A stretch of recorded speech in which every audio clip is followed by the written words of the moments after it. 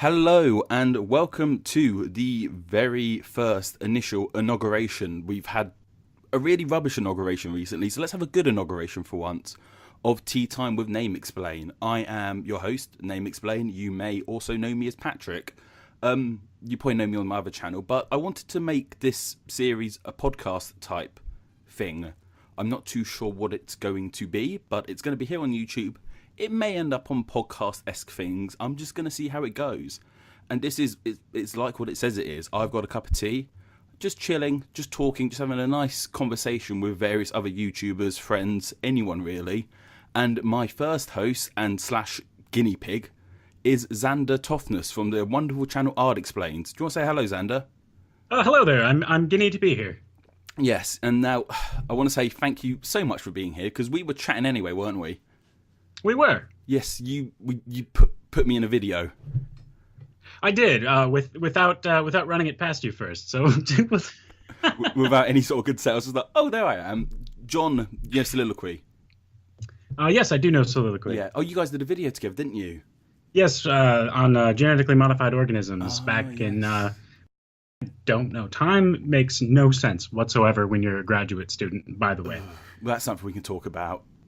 Studying, but he did the exact same thing. I was watching one. It was in his newest video about the how long is a year, and I was in a part of his. And this was on. I was watching it on New Year's Day, and I wasn't in the best of places New Year's Day. I had a couple to drink last night, as it happens, and I was just sitting there hungover on my chair. I was like, "Wait, what is that? Me?" I was like, "Oh no, I'm too hungover for this." That's fair. I remember the first time that my name showed up in someone else's video, and I was like, "Hey, wait, that's me." It's a weird feeling. I know that guy. I know that guy from somewhere. Oh, I hate that guy. Oh, I know that absolute guy. So I have got some. Like I said, this is going to be more of a casual conversation chat type thing, but I have got some questions set up. And one of the things I really wanted to talk to you about was obviously your channel as a whole. But I want to talk specifically about the comedy in your videos, because a lot of us educational YouTubers, most of us in fact, we always have like a tinge of comedy in our videos. Right. There's always like a pardon? I'm nodding. I'm nodding politely as you're speaking, but you can't see me nodding politely. So no, I can't see. To me, you're just a little picture, and that's you don't want to see me anyway. I look horrendous. I should make it a GIF that's just nodding. Yeah. It's like, those glasses you can put on with eyes on them, so it looks like you're awake. Oh, yeah. That's what I need for Skype conversations. Like, just there looking awake and eager. I'm sorry, I believe I interrupted. No. So we all try. I poorly attempt to do comedy in my videos. I like a visual pun or a little reference to whatnot. And we all do it pretty well. Tristan does it in Step Back. Will does it in his videos. John does it in Soliloquy. Yes. But I personally, your video, obviously your videos are very great and educational and whatnot. But the comedy in your videos are the ones that always make me chuckle the most. Like, I like that. You got really good comedic timing and just a good sense of humour. Well, thank you. Oh, you're welcome. So I wanted to know, like, what are your big comedy inspirations? What sort of people did you watch or listen to, or like books you've read? What's like your favourite style of humour? Where's your comedy come from? What are your biggest comedy inspirations? I'd say it's definitely a smorgasbord, but if I had to point in a general direction, I would point towards a couple of other YouTube channels, namely WheezyWaiter and Xander. I don't know. Xander, he was like the original, wasn't he? Yes, and he was not afraid to say whatever was on his mind. But what really struck me was the fact that he could just be in front of the camera, staring at the camera, speaking to the camera, and it would still be completely enrapturing, the way that he would play with the rhythm of his words, if you kind of know what I mean.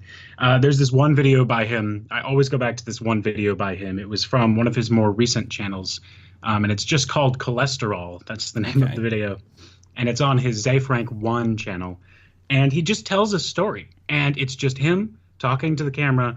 And people use all of these different editing tricks to try and keep the viewer's eye engaged, right? Mm-hmm. But he mostly just did kind of like jump cuts, like zoom cuts, that sort of thing. He like pioneered the jump cut, didn't he? I remember I've got a friend who does vlogging, and he was like, he pioneered the jump cut. Yeah, the Vlog Brothers get their jump cut style from Xander, for example, and they're well known for their jump cuts as well. So I use jump cuts in my I have like a sort of second channel, and I'm just using the jump cuts, and they're just a staple of YouTube now.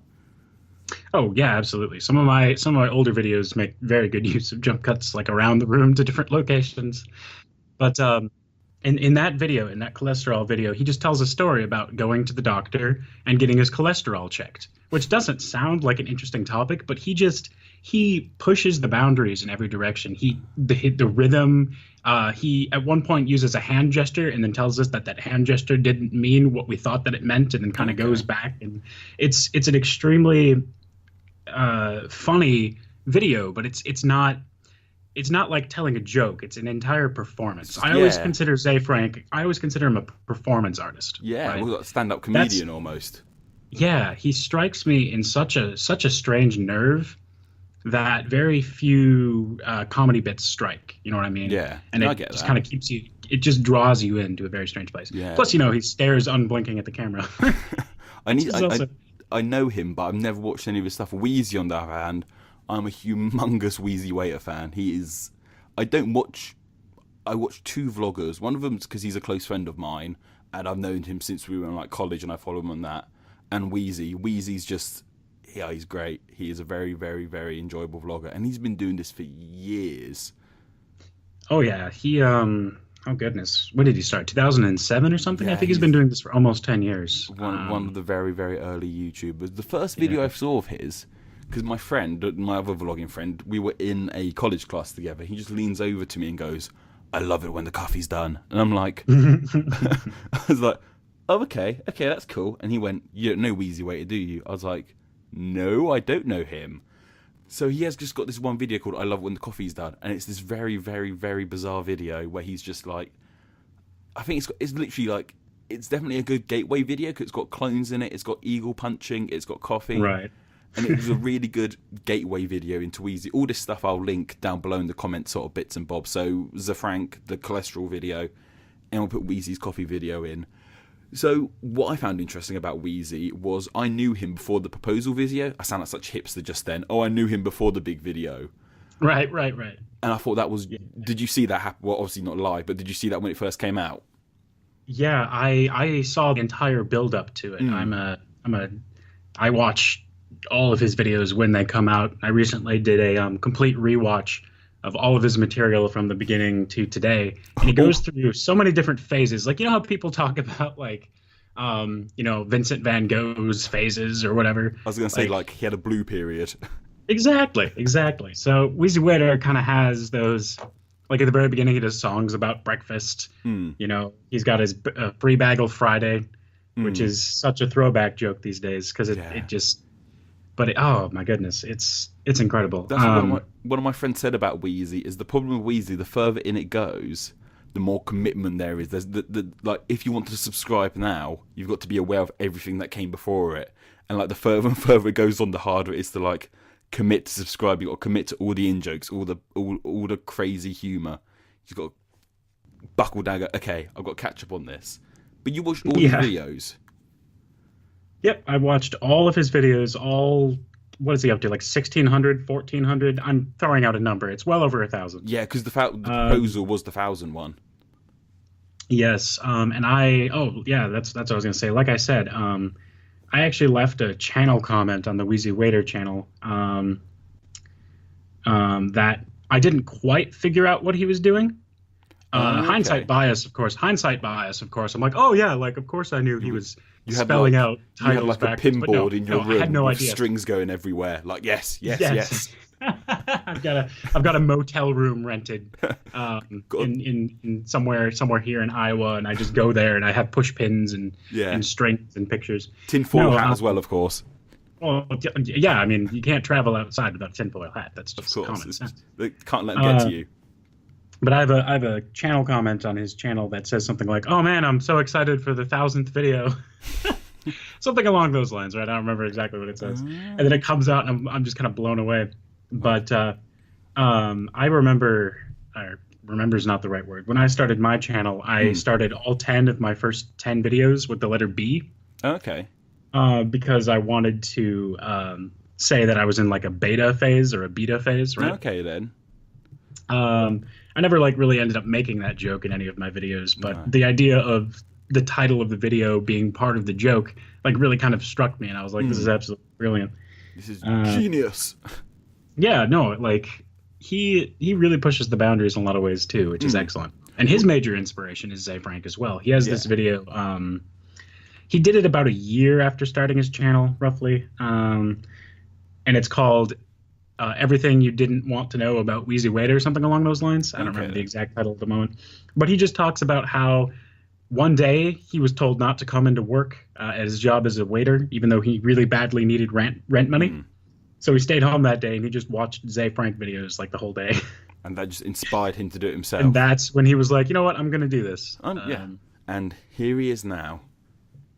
Right. But he had kind of a background in editing, and he's got like degrees, he had gone to college for something along those creative lines. Yeah. Ze Frank, he worked so many different jobs before he settled on making YouTube videos, and now of course he's the vice president of BuzzFeed Motion Pictures, or actually maybe he's the president now. I'm not sure. He runs the video segment of BuzzFeed, which he gets a lot of flack for, but honestly, I don't hate him for it. No, yeah. He warned us several times while he was doing his show, our show and the show, that at some point when he was offered enough money, he was totally going to sell out. Like that was the idea. So, you got to make money at the end of the day. Exactly. And BuzzFeed has, even though it gets a lot of flack, inspired a bunch of other video creators. So. Oh God, yeah, so many lists, so many lists. So he, at one point, was working towards an advanced degree in neurology. Oh wow. So yeah, he actually has a published paper about. It has something to do with the human eye. Oh wow. And then he dropped out. And so he makes a joke in one of his videos where he says, so basically that one paper cost me $120,000. Well, I respect that because I'm a uni dropout, so I respect him.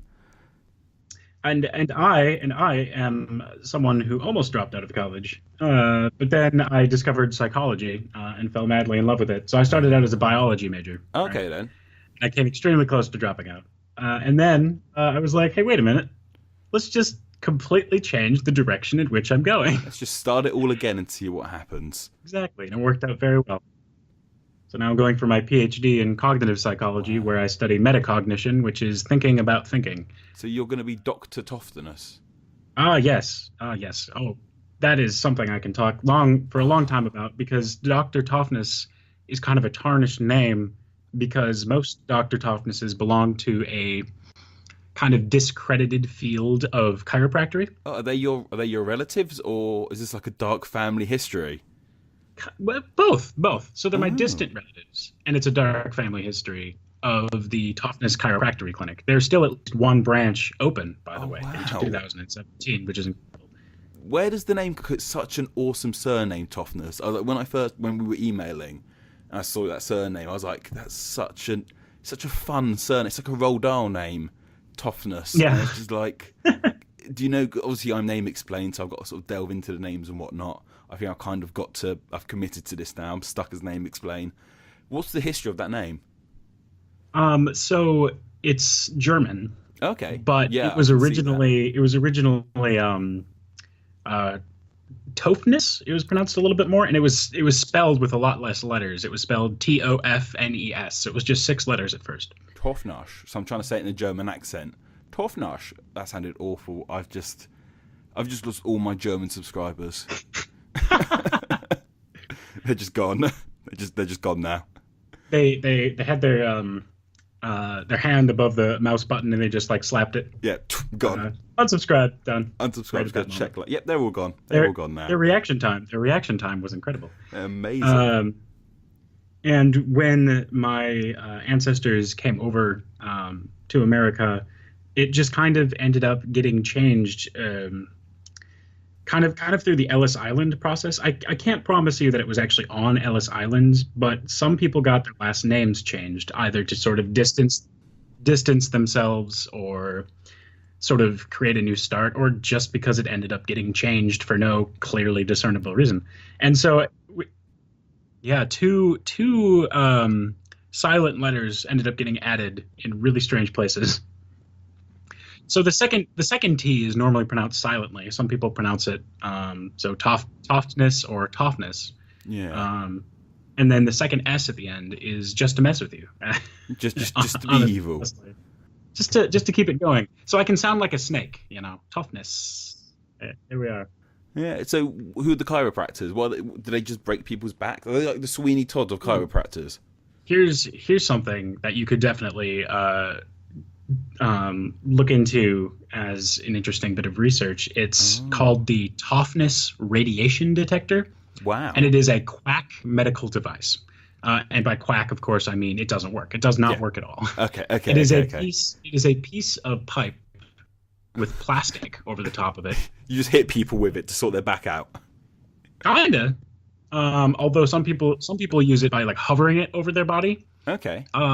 Because it's a Quack medical device, there's no wrong way to use it if you think about it. Of course. So that's one benefit of having a device that does nothing, is that you can't use it incorrectly. Right? So it was invented off the top of my head. I want to say 1979. I could be getting that date wrong. It might have been the 80s. Oh, so this is 20th century. Yes, but this was after the Toughnesses had been practicing chiropractic for a while. Okay then. Okay. So if you go back to the history of chiropractic, it was invented in a single day by a single person. Okay. Which is really weird, by the way. I'm not actually certain. Is chiropractic something that's mainstream in your area at all? In America, it's like accepted, which is kind of bizarre. You know what? I'm looking for a chiropractor. I've got a really bad back at the moment. I used to have a really rubbish computer chair, and it's just destroyed my back. I've recently got myself a nice new one, and I've been looking all over for a good chiropractor. And I was walking through my town where I live, and I just saw it. I was like, "Ooh, chiropractor." So yeah, we do know of them. They're not as common as they should be, but I do need someone to sort my back out. Well, see now that's interesting, because you have the mindset that chiropractic is the practice you're looking for to sort your back out, which is what chiropractic will tell you. Okay. But as someone who has seen the inside of the chiropractic industry, I can tell you that you would be much better off looking for an orthopedist or a physical therapist, something along those lines, because what a chiropractor is someone who does not actually have a medical degree in the spine. Okay. Someone with a medical degree in the spine, I believe, if I'm getting this term wrong, I apologize, an orthopedist. Okay, yeah, I know the name. Yeah, I know orthopedist. And those are the people who actually go to medical school, dissect cadavers, learn about the set of the spine, that sort of thing. What a chiropractor is an acupuncturist that doesn't use needles, basically. Okay. And this is controversial. So all of your acupuncture subscribers have now unsubscribed. But Name Explain After Dark, the channel, it's all about being controversial. That's what it's called, After Dark. It's the seedy underbelly of the YouTube world. We're going to talk about all the things that they won't teach you in school. But you're like the Louis Theroux of chiropractor, like uncovering the seedy underground of it all. Oh, I am going to do an episode on chiropractic, but I was going to say, it's going to be a little bit in the future. I've got a lot lined up at the moment, but it's something I'm very interested in. Quack medicine is something that I delve into a lot, like my episode on bloodletting or lobotomies. I've got another upcoming episode that's in quack medicine, but I digress. So acupuncture started out as bloodletting and then became sort of its own thing once they managed to start making needles that were small enough to be to not draw blood, right? Yeah. So it started out as bloodletting, became acupuncture, and then at some point this guy whose name is escaping me at the moment invented chiropractic as a sort of halfway between acupuncture and medicine, but the way that he explained it was a little bit more religion-esque, almost, the way of aligning a person's energy as it goes up and down the spine. And he didn't really understand where the neurons were located in the spine. Like, he thought that everything in the body communicated through like a single channel, when in reality it's a little bit more complicated than that. Yeah, obviously. And so he was all about sort of this spiritual alignment of the body as much as he was about the alignment of the spine. And people who practice chiropractic, there's actually different groups, different sects of them, kind of. Some of them are really, really heavily into the idea of alternative medicine, health and wellness. Yeah. The idea of eating certain foods will cure you of certain illnesses, and the idea that you can sense auras around people. So those are at one extreme of chiropractors. The other end of chiropractors, they take their field very, very seriously, and they're kind of given a bad name by these other chiropractors. So Okay. there are chiropractors who try very, very hard to be orthopedists, or whatever the term is. I should really look at the spine doctor.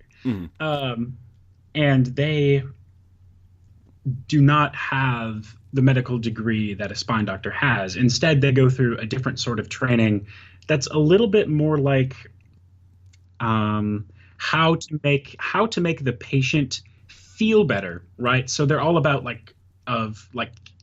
talking to the patient, making them feel better, learning about their family, having them come back for multiple visits, that sort of thing. Okay. So it's not that it doesn't make people feel better. That's the interesting thing about acupuncture as well, is that it really does help some people.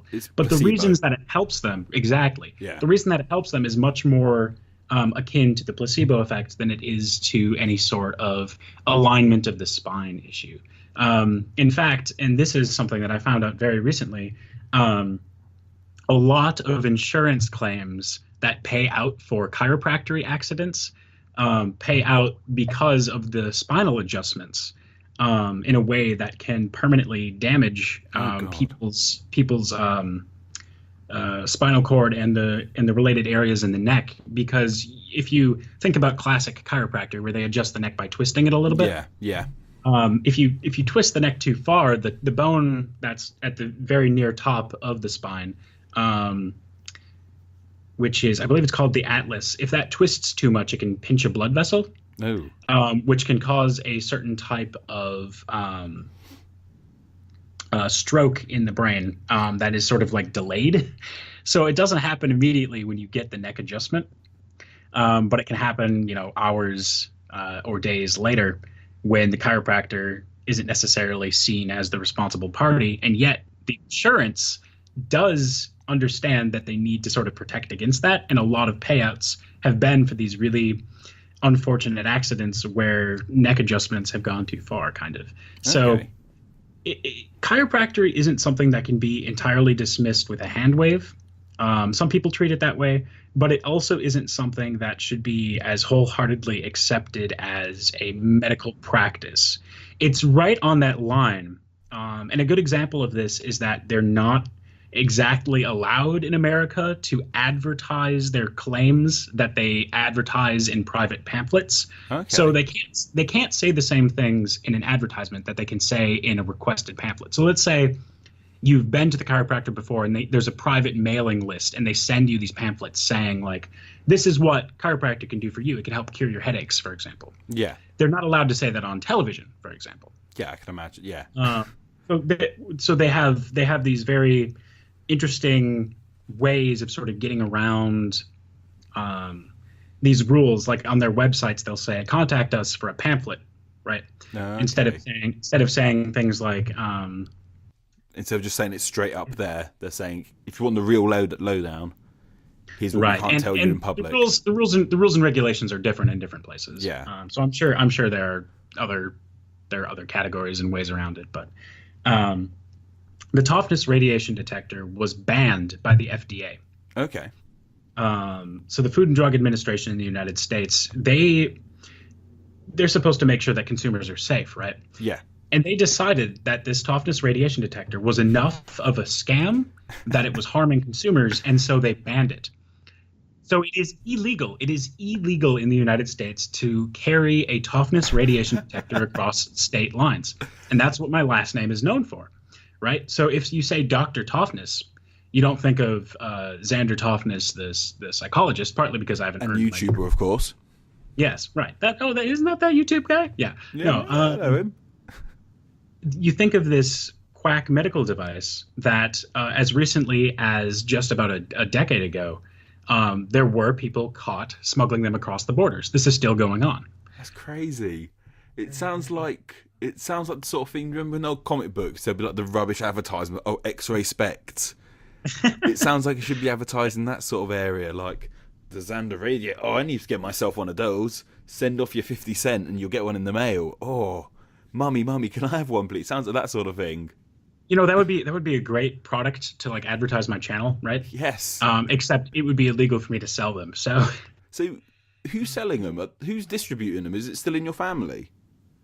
Kind of, yes. So there are other chiropractors in the Wisconsin area. Some of them are still called Toughness, but there are other names as well. And it's sort of not acknowledged as a treatment option unless you're kind of deep within the chiropractic almost. So think of it as sort of like a level of Scientology that you don't find out about until you're very deep into Scientology, right? I was going to say it sounds a bit like a cult. The cult of chiropractic. It gets cultish. It gets cultish. And certain chiropractors get a little cultish. And again, I don't want to overgeneralize because my sister used to go to a chiropractor, right? My mother is very good friends with the family chiropractor in my town. Yeah. My other sister used to babysit their kids, right? So it's difficult for me to say, oh, wow, these guys are really talented scam artists, right? Yeah. What I can tell you is that there is some shady stuff going on behind closed doors. I did find one video, and I'll try to send you the link to this. So you can put it in the description. I'll put it in the description, of someone using a Toughness radiation detector, but it'll probably get taken down at some point. So you'll have to get it while it's hot. I just saw it a couple of weeks ago, so I know it was up at least a couple of weeks ago, where you can see them passing it across this person's body and saying, oh, I can tell that this vertebrae is out of alignment because I'm passing it over this way, and the top of the device is a little bit stickier, kind of. It's really strange. Does it have a Wikipedia article or anything? I do not know if it has a Wikipedia article. It has articles. You can find articles on. Yeah, because even if I can't find a video, I'll put an article down there. 'Cause that's so interesting. But in the way that I found out about this, by the way, wasn't through my family channels. It was through, believe it or not, a Mensa calendar. You know those page a day, 365 fun fact calendars, right? Yeah. I found out about the Toughness radiation detector by reading about it in a Mensa calendar. Like I flipped the page, it was like this Toughness radiation detector was banned by the FDA or whatever. And I was like, wow, I've never heard of this. And then you found out it was related to you. Right. So it was kind of a skeleton in a calendar, not a skeleton in the closet, right? A skeleton in a calendar. It was very interesting. And so I kind of went down the rabbit hole. That's much more conversation I thought I'd get. I just wanted to say I liked your surname, thought it was fun. Because my surname's awful, just Foot. There is the E. Have you been saying it Patrick Footy? Oh, I've been saying it Foot. That's fine, yeah. The E is silent. It's a Hobbit name. I don't know what the history is behind it. I should really do my own name explain. Because I actually don't know. I think one of my aunts, she was doing the whole Ancestry.com looking through the name. But I don't know where the actual name comes from. I know Patrick means nobleman or something. But Foot is something I need to look into. And that, obviously, Alexander, but you shorten it. So you're never an Alex, you're always a Xander. That's correct, yeah. If someone says Alex, I won't even turn my head because it's sort of like, you know how you hear your name across the room, but if I hear Alexander, I'll hear it. But if I hear Alex, I won't even hear it. So who were you the pioneer of Xander, or was it what like your parents called you, or because I just think you just got a really cool name, Xander Toughness, man. Should be in Star Trek or something. My father decided to call me Xander from the moment I was born, so it's always been my name. It's always been Xander. When I was in the second grade, I had a teacher who refused to call me Xander. She called me Alexander instead, and that was my name for a year. And then in the third grade, it was back to being Xander. Which is bizarre thinking back to it. Like, why was I Alexander for a year? Like, what was her motivation? And I remember that because I had a classmate who couldn't pronounce Alexander at the time. So he would always call me Alakazandr. Alakazandr, that's just a Pokemon. Yeah, that just sounds like a Pokemon, so that's fine. You see, I'd love, because there's not many names you can do it with. My name, in theory, you can do it with, but no one ever calls me Rick. I've never been a Rick in my life. I tried to pioneer Paddy. I was like, yeah, call me. I called a couple of people, call me Paddy, but it just didn't pull on. I'm stuck with Patrick. But Patrick's a cool name. I can deal with Patrick. Yeah, I mean, there's worse names. Oh god, yeah, there's a lot of worse names out there. You should do an episode that's like some of the worst names, like not necessarily for people, but just like names that things have earned. Yeah. Like the top and bottom quirk, right? Yeah. Oh god, that would be. Well, that's what's interesting about the Nobel prizes, isn't it? Because the guy who made is that true? The whole story about the Nobel, that he made the Nobel prizes because of dynamite. Was that one of those urban myths? He invented dynamite, and then later they named the Nobel Prize after him, I believe. Alfred Nobel. I think that's what happened. I'd always heard the story was they write your obituaries early, and like he'd seen his obituary and he was like, oh my god, all I've done in my life is inventing this thing that blows stuff up. I've got to change this. That's something we'll have to look into. That sounds like an interesting story. Yeah, that's the story I've always heard. Hmm. So anyway, as I said, you are a psychologist. I'm sure, no doubt, you'd be the greatest Dr. Toughness. No, that sounds like a very hard thing to do. The bar is not incredibly high. Exactly, I say. But of course, I know you as a YouTuber from ARTexplains. I said that really wrong. ARTexplains. Oh, don't get me started on mispronunciation. You know what? I thought your name was Arthur when I first saw your channel. Yeah, or Artie or something like that. Yeah, Artix, because Arthur, Art. But, so obviously you're much like me, you do explaining stuff. But the big thing, because I'm going all over the place. Would you say you have a set topic for your channel? Because you primarily tackle science, but I think you've dabbled in history. You sort of do the history of science, I want to say. Yeah, yeah. Or strange science and history, that sort of, like it happened around my 5th episode when I did an episode on blowholes. Okay. so on whale anatomy, right? Yeah. And this children's book author, Emily Townsend, she sent me a free copy of her children's book that she had just come out with that was about the evolution of the whale. Oh, wow. So she mailed it to me from Oregon, and it was at that moment I was like, I've made it as a YouTuber. Well, no, because I still only had a handful of views, but she really thought it was interesting. So cool. I want free stuff. I'm gonna have to try. I'm gonna have to back engineer this. Look for the free stuff, then make a video to get the free stuff. I want to get free stuff. What free stuff can I get? What free stuff? Hey, like I make like videos about. Do you know where audiobooks got their name from? Audiobooks come from books being audible. Oh, by the way, guys, check out audible.com and get a free audiobook. At audible.com/foot/footy/foot name explain. Click there below to get your free audiobook. That's the goal. That's the YouTube goal. Get that audio. Get that Audible. Support. I forgot what the word. That is the goal. That is the big goal. So before that, because obviously, if someone looked at your channel straight away, because what I did with mine, I called mine Name Explain. So if they saw a video, they would immediately realize this guy deals with names. But your one, right? I mean, have you had someone come onto your channel thinking it's about art? Because you know articulations. You know Betty on articulations. Well, I do have a couple of videos that deal with art a little bit more. I have the one where I paint something while I like recite a poem to music. Of course. That was one of the first videos you uploaded after I'd subscribed to you. So I was like, he's got a new video out. Oh, he's painting and talking about poetry. Oh, yeah, it was a very strange video. I love doing things outside of the box sometimes, but and then of course I do draw art for many of my videos. That's what I want to talk about. Like the art is the thing you push most in your videos, and you are really. If you compare your drawings to my awful animation, you win by a long slide. So where did the drawing start from? Is it something you've been doing since you were a kid? I think it stems from the fact.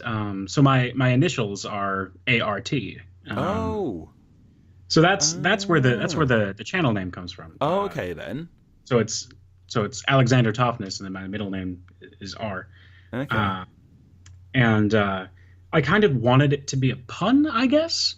So I'm a big fan of puns, and I was like, well, what if I started a channel using my initials, but I would also draw things for the videos, right? And so that's kind of where it came from. I've never really extensively been the sort of artist who draws or paints. I do draw and paint, but it's sort of it isn't my focus. I'm much more into poetry and spoken word and that sort of thing. But it's sort of gotten to the point where I really, really enjoy sitting down and drawing a silly cartoon, right? Yeah, man. It didn't start out being my intention. Like if you see my first couple of videos, like I scribble on like a note card, like some Mm. like random little thing, but that's kind of what ended up happening. Yeah, no, it's really you got to have your USP, your unique selling point, and your drawings and your painting and whatnot. That is yours.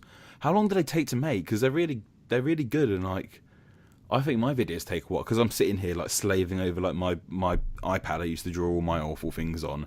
And I'm like I'm just drawing basically chubby stick figures, and I'm moaning. Then I see yours, I'm like, oh, maybe I shouldn't be moaning. How long did the drawings take to make? Yeah, I mean, it varies. I mean, I usually sketch it first and then I start over. yeah, You gotta.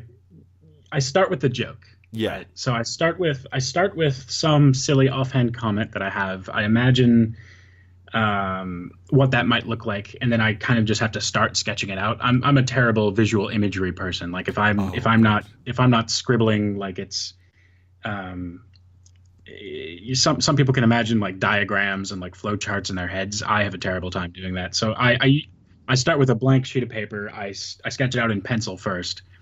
And at some point it graduates to pen, and it normally takes me a couple of hours. For simpler drawings, it probably doesn't take me that long, but uh, then it's black and white at that point, and then what I've been doing lately is scanning it in and then coloring it using this program called Real World Paint, which I okay. love because it's free and because it has a lot of functionality. Well, free is the best. So it takes me a lot longer to do my research and my writing and my references and my script and my recording and all that stuff. That takes forever. The drawings are kind of like a fun break from all that. Honestly, they're the cherry on top Yeah. almost. They're not an afterthought. I wouldn't call them an afterthought because they're in the script from the Oh god, beginning. yeah. But it's sort of like, oh boy, I get to today is drawing day, right? I've been having a draw. I got up early this morning. I got up at 7 o'clock this morning, my time, and I've literally just before coming on the Skype conversation with you, I've been doing my drawing stuff for my upcoming video. And if you're anything like me, are you a podcast audiobook fan? Because that's what gets me through my. I call it animating, but mine isn't animating. Mine's a glorified slideshow. My animation, quote unquote. I'm doing the animation fingers as we speak. But do you like audiobook or anything or podcast while you're listening to yours? Um, you know what? I think most of the time I don't. Oh, I just kind of let it be silent sometimes. I mean, I do play music, and occasionally I'll listen to a podcast, especially uh, if my fiance is home. She listens to a lot of podcasts, a ridiculous number. The most Oh. podcasts a single person could listen to, she listens to. It's incredible. God. It's a talent. She needs to put it on her resume. I listen to so many podcasts. I'm gonna need to get her on the show because I love podcasts. So next episode. You know what I am? You know what I am? I'm a secondhand podcaster. That's what I am. Oh, so you just hear about it all from her. Yes, exactly. What does she listen But to? oh my goodness, I don't even know where to start. Honestly, everything from NPR, Radiolab. Mm. What's the one that's like called Money Talk or something? She'll listen Yeah, to stuff that about sounds right. economics. History podcasts, The Dollop, if you've heard of The Dollop, that one's a good one. Um, Reply All. I mean, she is incredibly good at listening to podcasts to fill the air. One of the things I miss most about when I was at uni for a very, very, very brief time. Obviously, I commuted up to university. I never lived on campus because I couldn't be bothered with that. So I used to get the train. It was about an hour-long train, and I could just destroy podcasts and audiobooks. It was such a wonderful time. And now I mean, I can still sort of sit at home and do it now and whatnot, but just having that time to be on a train and just consume audio, I miss it so much. Yeah, it's interesting, isn't it? That Mm. how the history of the podcast is something I'd be interested in. Like Mm. it became its own uh not necessarily brand. What's the word I'm looking for? It's become its Format. own phenomenon, right? Yeah. Form, yeah. So a podcast isn't like anything else. No, It's cool. I love podcasts because I always wanted to try and enjoy the radio, but in my house, the radio is just people shouting about sports. A lot of my family are big like football, football fans, so it's just people shouting about football. And I'm like, but like podcasts, it's like you're sitting with me, like you're sitting there invited into this conversation, especially stuff like, I don't know, if you know Hello Internet, obviously that's like the staple podcast of the education scene with Brady and Gray, that sort of thing. It's just like you're sitting there with I want to take part in this conversation. Yeah, the Hello Internet, is that what it was called? Yeah. The, do you not listen? Yeah. I've listened to a little bit of CGP Gray's podcast work, not all of it. Okay, then. So I don't follow podcasts as religiously as my fiance does, but when we're driving together, we'll always have a podcast on when we're going on long trips. And then, of course, when she's working around the house, she'll normally have something playing as well. So I'm a secondhand podcaster at this point, but I'll probably get addicted at some point. So maybe we should do a podcast. Yeah, some kind of a podcast. Wait a minute, are we in a podcast right now? Dun dun dun. We're in the darkest timeline. We're in the podcast. When the podcast ends, do we stop existing? I don't know. I'll get back to you on. We'll find out when I hit the stop button. If we stop existing, I'm going to be so annoyed because I've got like work tomorrow, and they're going to wonder where I am. And if I don't exist, I can't explain to them why I'm not in. Oh no! For a lot of my work, I have to run participants on computers, right? So as a psychologist, a cognitive psychologist, I set up an experiment. I have them sit down, and then I have to hit the keys in a certain order on the computer. Yeah. And then I sort of have to be in physical location, but I can work on other things. Okay. I feel like that would be a good opportunity to listen to a podcast. Yeah. But I also have to be paying attention to make sure they're not, they're not the directions. Okay. So I mean, sorry, do you mind if I go back to the previous conversation? Absolutely, go ahead. I was going to go back. Like I said, there's no shortage of things to talk about. There's never. I've always got enough. Like I was saying to you before the show, I was like, I'm British and I can go from 0 to awkward in 2 seconds. So if I'm normally quite good at talking, but now that I know we're recording, it's like, oh my god, people are going to listen to this. People are going to listen to this. Hopefully, people are going to listen to this. I'm like, what if I just run out of things to say? I must say, this is going on the second channel, which has currently about 25 subscribers. So. Oh, be careful! You might have a wave. That's a crowded house party, is what that is. It's a crowded house party. Well, no, I will. Once the second channel I've got, I have been planning to do like a formal opening of it on this main channel. Say, hey, I've got the second channel. Come look at it. But I've been waiting for this to come onto it, so people have a reason to come here. Like, there's this cool new podcast thing I'm making. Xander's my guinea pig. Guinea pig. Guinea pig. I forced him to do this. It's true. You can't see it because this is a podcast, but there is a Nerf gun pointed at me right now. Yeah, I was only a Nerf gun. Oh, I thought I got the real thing. Damn it.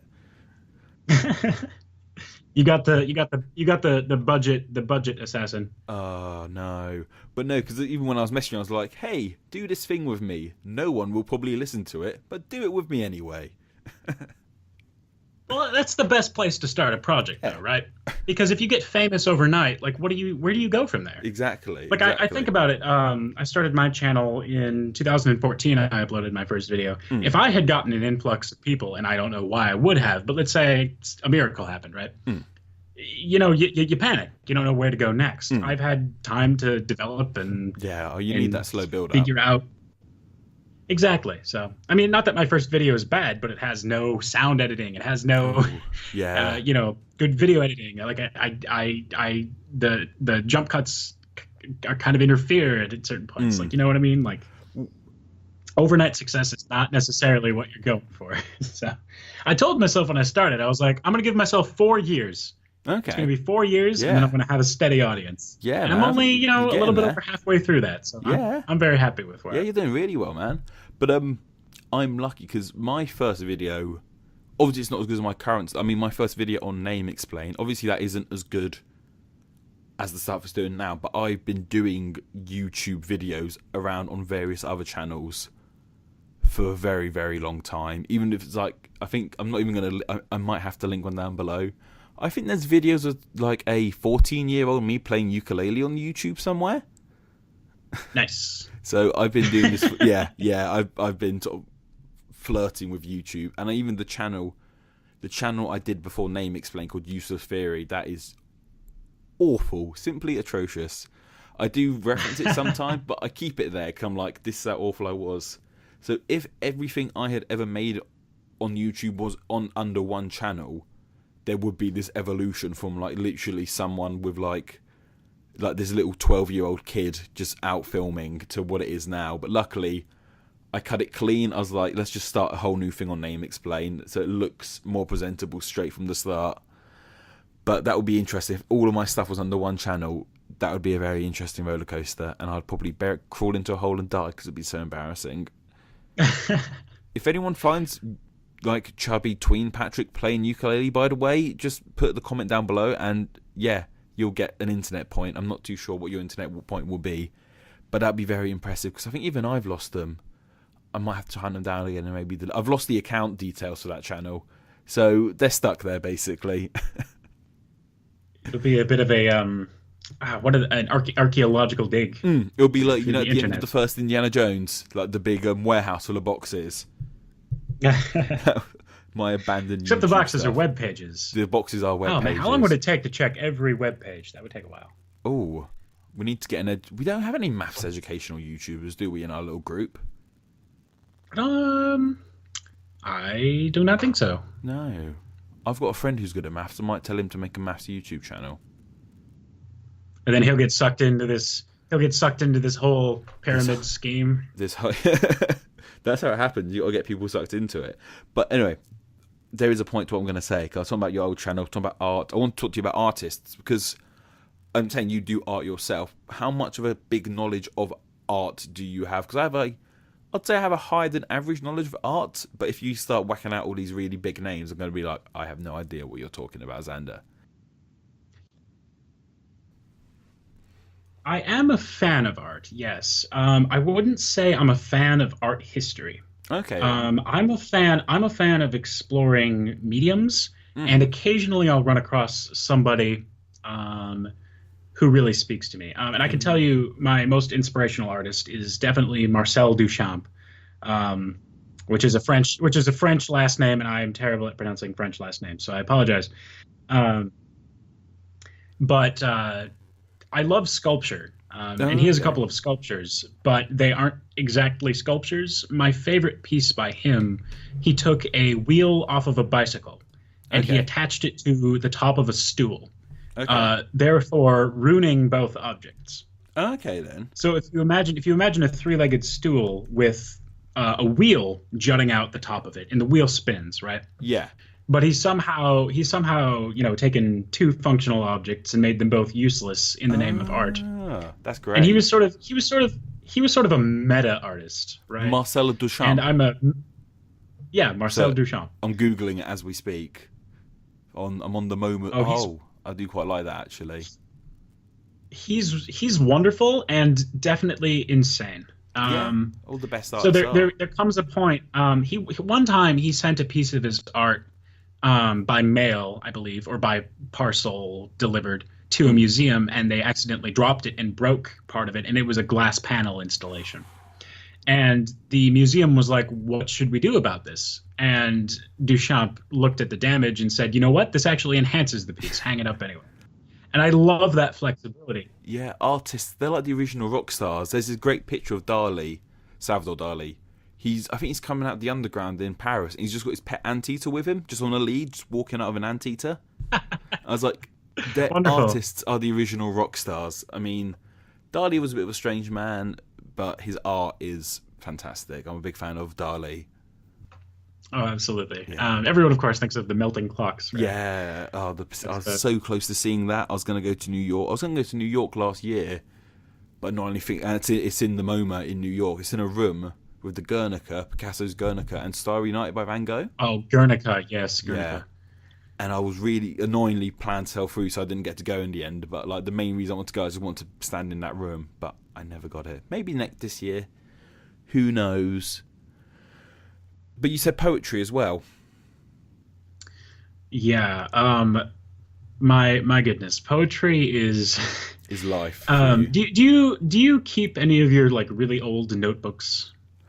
Somewhere, Because I have some of them stacks of old notebooks with god awful poetry in them. I have all of my teenage angst in one place. All of my, you imagine, no one's ever felt worse than this, and of course they have. As a teenager, you do not understand the world, and you write poems anyway, right? It wasn't until extremely recently that I started writing good poetry. I've written poetry for a great many years. It wasn't until very recently that any of it was any good. You should put it somewhere. Have you not got is it spoken word, or is it to be read, or is it are you the next John Cooper Clarke? If you know who John Cooper Clarke is. I do not know who that is. Oh, he's a proper northern spoken poetry. He's like a proper lefty northern English poetry man, poet. And if I had to say like who my favourite poet was, I would say him off the top of my head. His most famous one is called Evidently Chicken Town. I'll link it below. I don't know how it would reflect on a non-English audience. They might not get it, but it's real. I don't know how much you know about like the diversity of England, about the north-south divide of England. I know almost nothing about that. Okay. No, no. It's an interesting subject. So someone should make a video about it. I'm not going to do it. Interesting. Interesting. I'll get Will on the phone. Yeah, I'll tell him to make it. He'll enjoy that. I'll be like, Will, you do politics. Make a video about this, because we're kind of like you guys, but our right wing are south and our left wing are north. Where you guys, your north is more. Well, you guys more east west. I don't know. What am I talking about? Your south is more right wing. Yeah. We've got right wing in a lot of little, well, not little, sort of spread out. Like it's I guess it's more of a rural urban split. Yeah, that's the best way to put it. Anyway. But if you talk about the deep south, that's definitely the conservative. Yeah. Well, the deep south here is the conservative. I'm in the heart of the deep south, and it kills me. No, it's okay. I don't want to talk too much about politics because there's enough people talking about politics in the world at the moment. Although I do enjoy politics. It's my dirty addiction. It's my bad habit, politics. I'm trying to give it up. Like, I try not to follow the news as much anymore, but I'm having a really bad time quitting politics. I want to be like, I know so many people like, I don't follow politics, and they seem so happy, and I want to be that happy. I want to be you. I want to be in your ignorance and not understand, but I'm just like, I wish to not know things. Yeah, I'd love to just not, but I just can't quit politics. And it kills me a little bit. But I understand where you're coming from. I live in America. Oh, God. Politics are wonderful. I remember when I say Will, you know I'm talking about Political Junkie. Political Junkie, yep. Yeah, to make sure, yeah. He and I haven't done a lot of interacting directly, but our names often pop up in the same circles, which is interesting. Yeah, well, we're all in the same sort of circle. He was the first guy I collaborated with, and I was chatting to him. And it was the night of Brexit, the Brexit vote, and I stayed up till about 1, 2-ish. And when I went to sleep, we were going to remain in the EU. So I was like, "Oh, this is fun." I remember that. I was following that very closely as well. Of course, I was in a different time zone, so it was like day for me. And I woke up the next morning, and he was the first person I had a message from saying, "Dude, what's happened?" I was like, "Dude, what is this? What?" I was like, "Oh no, I just saw that message. I was like, oh, God damn it. Oh no." And then obviously the Trump happened, the Donald happened. Yeah, I had an election party at my apartment. I invited a bunch of my friends, and we had Jello shots that were different colors. So they were, blue shots for blue states, red shots for red states, when the states were called. And we were so sure that Trump wasn't going to win. We made like different amounts of the different colored shots, right? You ran and we out had of this red big. shots. That's exactly what happened. And we had this big board on the wall, right, with each state. And after each state was called, a person would do a shot of the corresponding color and then color that color for the state, right? So we had enough people where spreading 50 shots out among everyone kind of worked out. Yeah. But The depression that hit us as the evening progressed was very, very palpable. One person had to leave because they were so depressed. Yeah. It was awful, especially because I'm from Wisconsin, as I've mentioned, and Mm. they went red this year. Oh, you a swing state? hmm And it was Oh, awful. It was absolutely yeah. horrendous. So Oh, that you know, sucks, man. That really does suck. I mean, where I'm from, we're like one of the safest. We call them constituencies. They're basically like our MP's constituency, whatnot. I'm in one of the safest like the safest conservative constituency in the country. So I vote.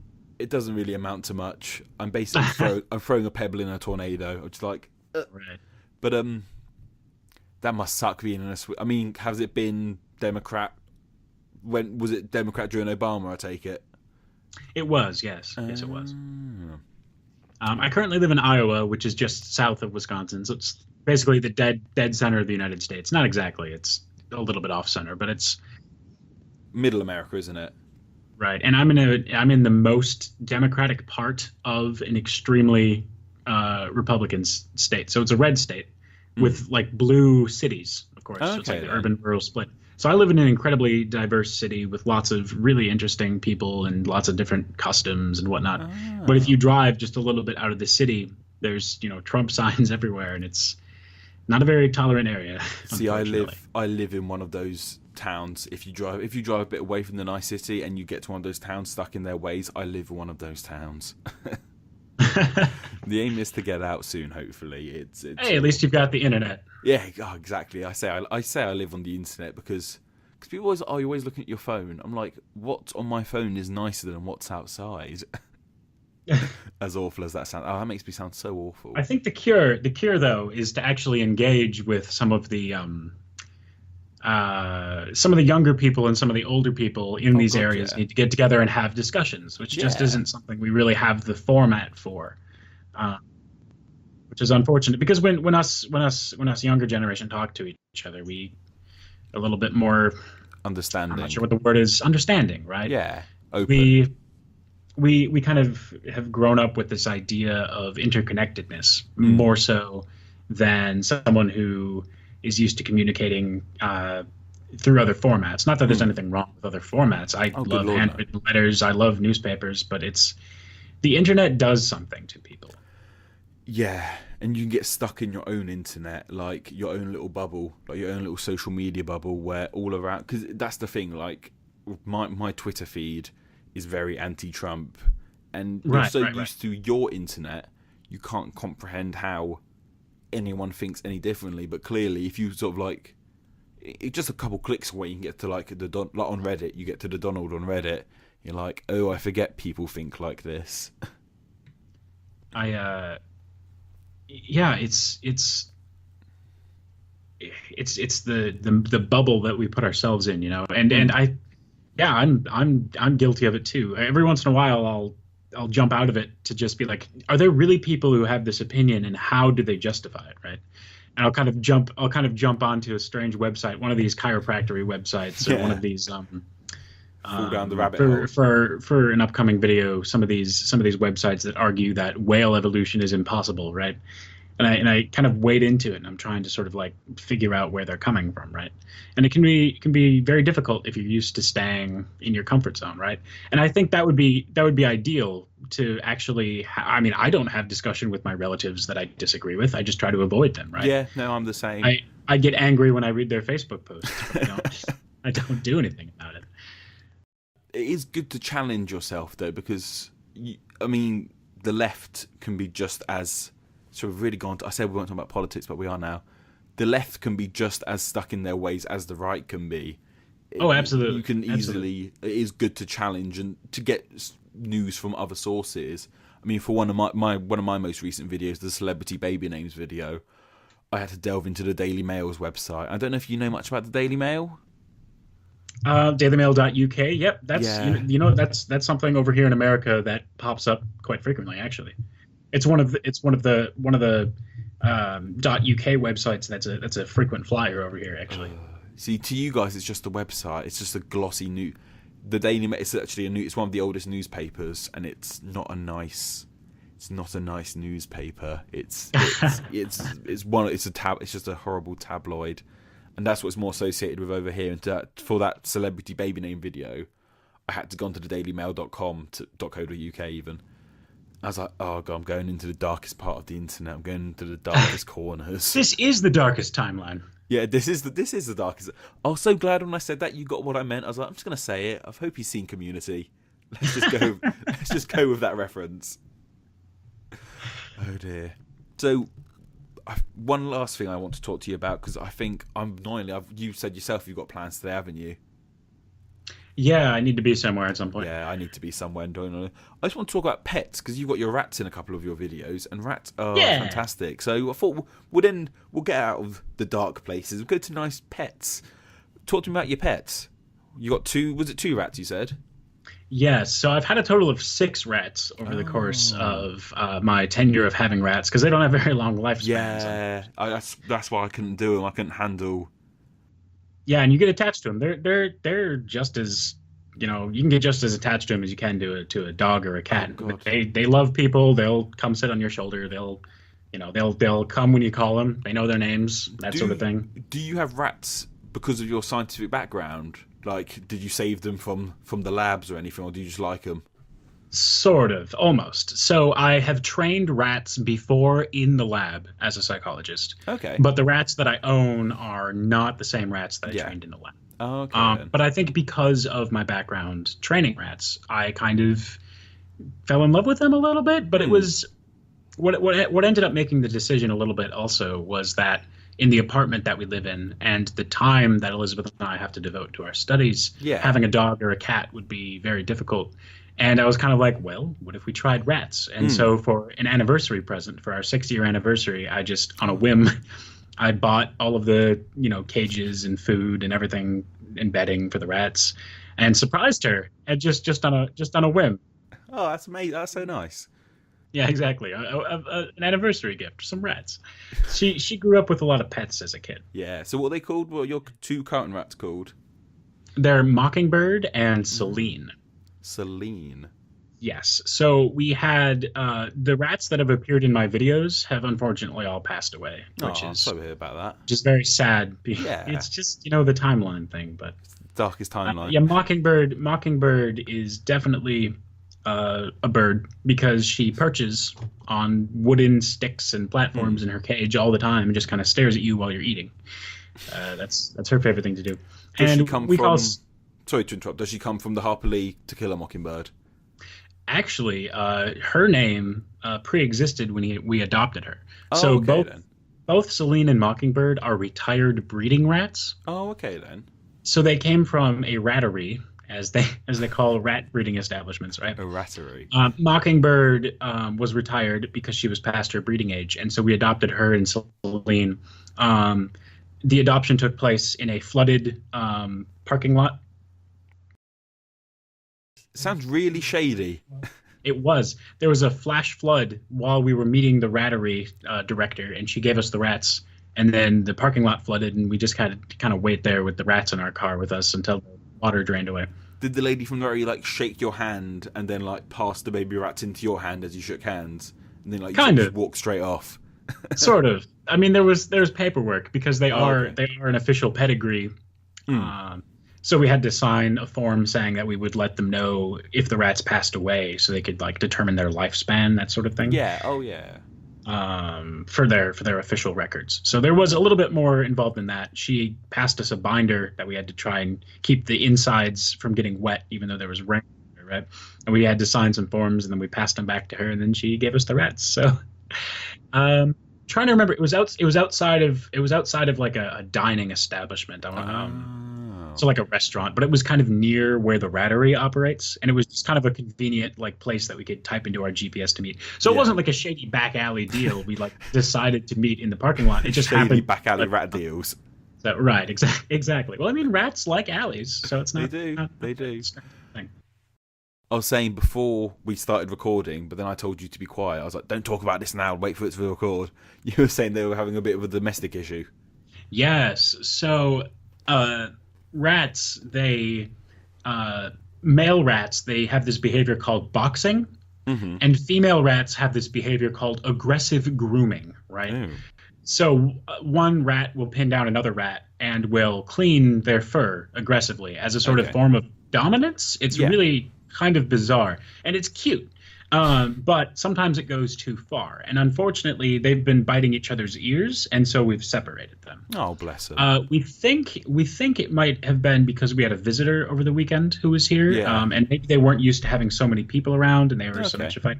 Or they were just competing over snacks. You know, food is something that a rat's life revolves around, and perhaps we were giving them too much or too little food, something like that. Something changed, and they just started. Food brings out that kind of reaction in me. Food makes me do things like that.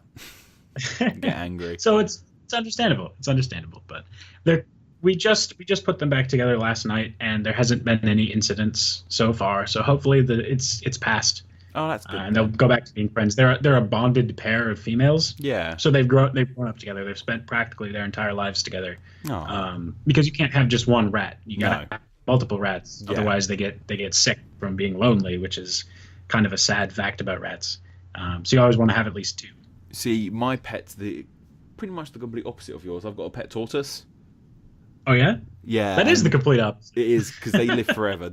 Literally, the main reason I got him, well, I think it's a him. He's actually still a baby, so I don't actually know what gender he is, what sex he is yet, so I didn't assume his gender. Don't want to do that. Don't want to trigger anyone. I don't know what sex he is, because I call him a he. He's called Bowser, like Mario, because I'm a horrible nerd. Bowser, yeah. Yeah. Perfect. So, and one of the main reasons I got him was because I'm awful with, I haven't had a pet death yet, thank God.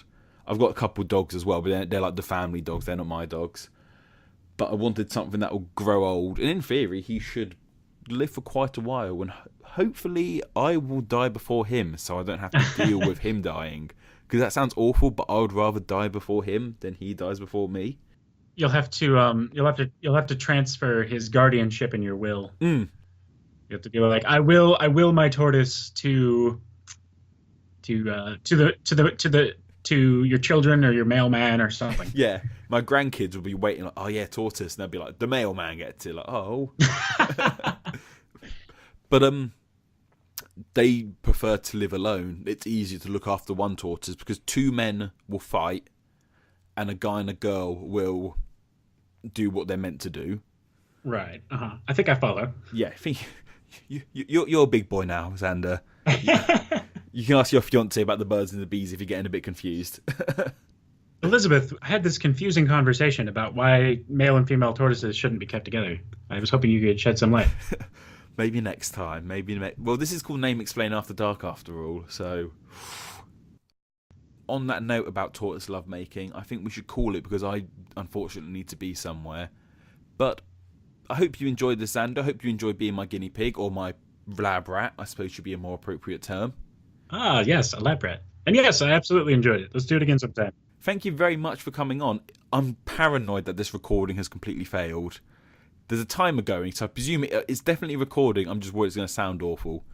But like I said, this is basically a test run. If this goes well, it will go up on the second channel. It will probably go on the second channel, even if it sounds atrocious. And it'll be like, hey, here's something awful I did that I forced someone into doing with me. But if it goes well, you're more than welcome to come back on, Xander, and we'll have a deeper, funner conversation with maybe more notes and more time on our hands when we're not rushing about to get something to places to be. And I won't sound like a complete loser because I keep on forgetting what I'm going to say before I start saying it. How's that sound? That sounds wonderful. Awesome. And where can people find you? Just before we shoot off, where can people find you? Yeah, so I am on Twitter at ARTexplains as well. And then YouTube is the best place to find me, which is my ARTexplains channel, which will probably be in the description somewhere, ostensibly. No, I'm not going to put it in there. I'm going to be like, no. link to Soliloquy's channel. Yeah, follow ARTexplains. Soliloquy. Special guest. Soliloquy. There we go. All right. But yeah. Thanks for the chat, and I'll talk to you later. See you soon. Also, you can find me on @NameExplainYT on YouTube, on Twitter, @NameExplainYT on Twitter. Follow me on YouTube, Name Explain. You probably already know about that one. And subscribe to this channel, Name Explain After Dark, for more awesome tea times with Name Explain. See you later. Bye. Yay! We did it! Yay! We're done. Oh no, they're still here. Oh no! Ah!